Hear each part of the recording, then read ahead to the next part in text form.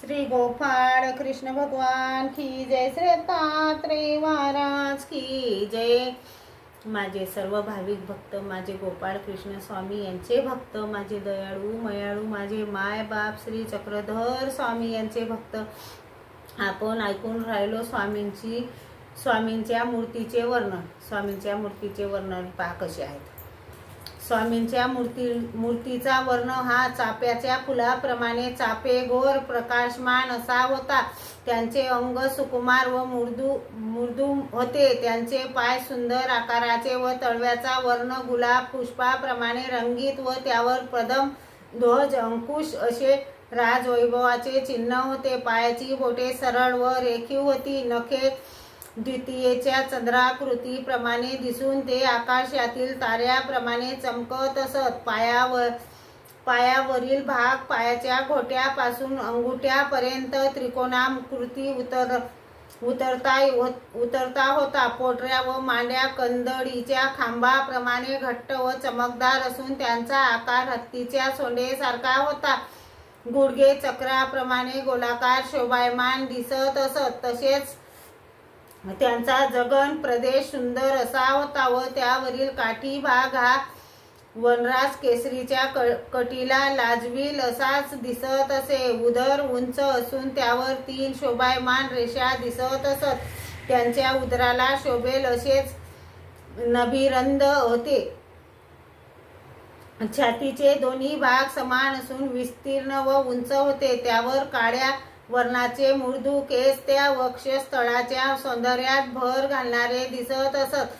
दोन्ही खांद्यांचा भाग हत्तीच्या खांद्याप्रमाणे होता। हनवटी अर्धचंद्राकृतीप्रमाणे होती। ओठ आंब्याच्या कोवळ्या पानाप्रमाणे गुलाबी वर्णाचे होते। दात शुभ्र मोत्याप्रमाणे चमकत असत। परागिरा वाणीचा वर्षाव करणारी जिव्हा लाल वर्णाची होती। सरळ नाक व मोठे कान प्रश्नचिन्हाच्या आकाराचे होते। डोळ्यांचा वर्ण व आकार कमल पत्राप्रमाणे होता। भिवई धनुष्याकृती असून डाव्या भिवईवर बाण लागल्याचे चिन्ह होते। कपाळ रुंद व उंच होते। मस्तक गोल घुमटाच्या आकाराचे असून शौर केले असल्याने ते नितळ असे दिसत होते। स्वामी कपाळास मोत्याचा टिळा, गोपी चंदनाचा टिळा, वैदिक संस्काराच्या नियमाप्रमाणे 2 रेघा असलेला गंध लावित असत। मस्तकी पुष्पहार, गळ्यात पुष्पहार, हातांच्या मनगटाला पुष्कळ कड्यांचा गजरा अशा प्रकारची 32 लक्षणयुक्त सर्वांग सुंदर 25 अथवा 27 वर्ष वय असणारी श्री चक्रधर स्वामींची मूर्ती दिसत होती। ती आठवावी। यानंतर स्वामींच्या समग्र मूर्तीचे दर्शन ज्यांना झाले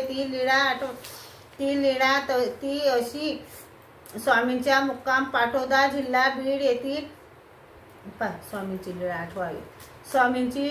स्वामींचा मुक्काम पाटोदा जिल्हा बीड येथील केदारेश्वराच्या पूर्व बाजूस असलेल्या गुंफेत असताना राई नायक नावाचे ब्राह्मण केदारेश्वराच्या दर्शन घेण्यासाठी मंदिरात आले। त्यावेळी स्वामी अंगावर वस्त्र घेऊन बसले होते। राई नायक केदारेश्वराकडे जाताना त्यांना स्वामींचे दर्शन झाले। ते तिकडे न जाता स्वामींकडे आले आणि दंडवत करून स्वामींजवळ बसले व म्हणाले, धालिया देवा अंग उघडे, पेडी डोळी याचे पारणे, म्हणजे तुमचे झाकलेले अंग उघडे करा, त्यामुळे माझ्या डोळ्याचे समाधान होईल। या त्यांच्या विनंतीवरून स्वामींनी थोडा वेळ आपल्या अंगावरील वस्त्र काढले। ते उघडे अंग पाहून राई नायकाचे समाधान झाले आणि म्हणाले, आपण राजे आहात की देव आहात? स्वामी म्हणाले, हे राजे नाहीत आणि देवही नाहीत, हे भिक्षू महात्मे आहेत। यावर राई नायक उद्गारले, श्री वामनदेव, गुणकारदेव असे पुष्कळ संत महात्मे पाहिले आणि त्यांच्या सन्निधानात पुष्कळ दिवस राहिलो, परंतु त्यांचे तुमच्यासारखे सौंदर्य नव्हते। तुमचे अंग मल्लासारखे कमावलेले सौंदर्यवंत आहे आणि त्यांचं अंग लवलवीत सौंदर्यहीन असे होते। यावरून मला असे वाटते की आपण राजे किंवा देवच असाल। अशाच प्रकारे राई नायकाला राही नायकांना स्वामींच्या सर्वांग सुंदर मूर्तीचे दर्शन झाले. अशा तऱ्हेचे सर्वांग सुंदर दर्शन आपणास व्हावे अशी साधकाने अपेक्षा ठेवावी. यानंतर स्वामींच्या प्रत्येक अवयवाची लीळा आठवावी. मात्र स्वामींचे वर्णनात्मक समर्ग मूर्ती डोळ्यासमोर उभी करू नये. ती मूर्ती आपण पाहिली नाही आणि वर्णनावरून समग्र मूर्ती उभी केली तर ती कुणाची तरी मूर्ती आपल्या लक्षात येईल आणि आपणास विकल्प दोष घडेल. म्हणून पायापासून मस्तकापर्यंत एक एक अवयव घेऊन त्या आठवावी, लीळा आठवावी. प्रथम पायाची, नंतर पायाच्या अंगठ्याची, नंतर पोटऱ्याची, नंतर गुडघे, मांड्या, जगण, कटी प्रदेश, उदर, छाती, दोन्ही हात, हाताची बोटे, हाताचा अंगठा, कंठ, मूग, दात, नाक, डोळे, भिवई, कान, कपाळ, मस्तक इत्यादी अवयवाची लीळा अनुक्रमे आठवाव्यात. पुढे लीळांचे अंक दिलेले आहेत.